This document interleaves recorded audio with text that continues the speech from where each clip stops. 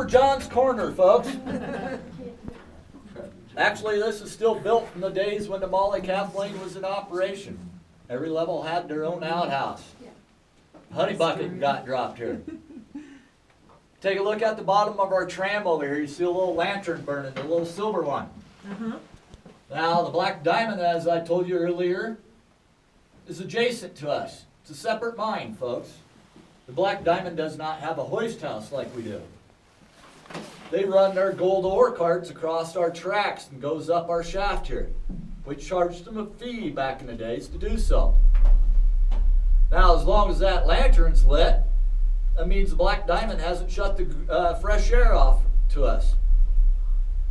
Black Diamond gives us fresh air. We help them with their hoisting.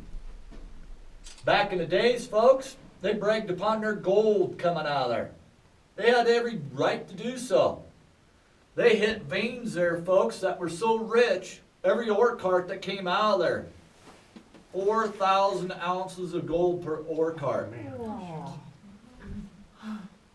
Back in the days at $20 an ounce, that's pretty good money.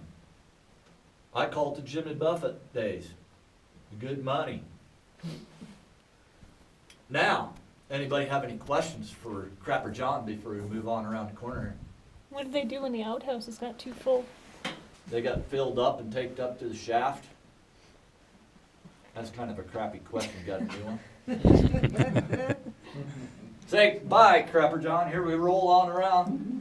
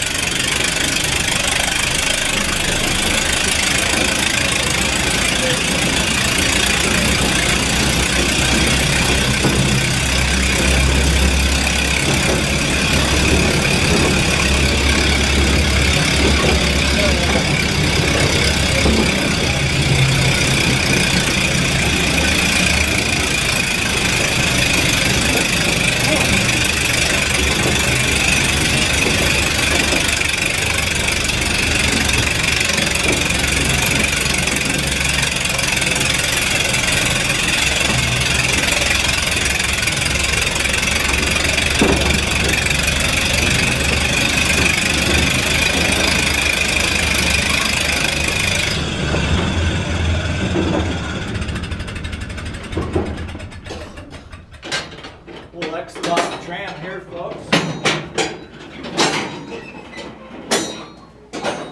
How does the air tram work? The air tram, this big tank here Yeah. is air. Yep. We compress it. Compress it. Now Okay. this here, every 200 to 400 feet down here, we have what we call an airline system or a filling station. As we're pushing carts out or pulling them out, it takes a lot of power to do so. Now, we get to the tank gets empty. We get to fill them back up so we can make it back to the starting point where we were at. Pretty clear. Now, yeah, it is, because that compressed air is being released back in the area that we're breathing here, versus having fossil fuel vehicles down here consuming the air plus polluting the air down here. They'd kill us down here, basically. Now, it's a little two-piston unit, just like a lawnmower. Works back in conjunction, but it's using compressed air to push it. Why we don't have that in our cars nowadays is beyond me. Oh, because the government won't make no money. Exactly. Standing away from the tram here, folks, we're going to send us back to where we came from.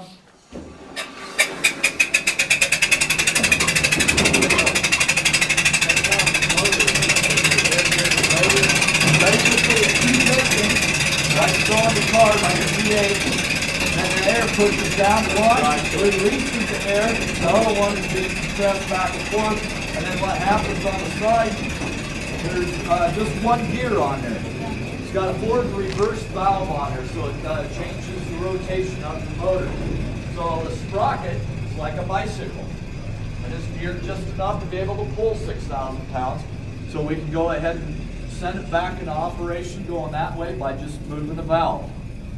Pretty smart, ingenious thing, all designed right here in Cripple Creek area, folks. Now, Julian Davis drift right back over here. About 75 feet back that way, over by the mucker bucket.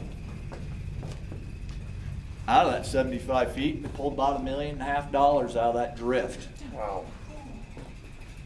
Sorry, the crosscut. Men coming up and down this crosscut day after day. It's about 30 years, folks. Mick Cox finds the drift right over here. 5 feet, starts back here and rolls this way. See, still benign.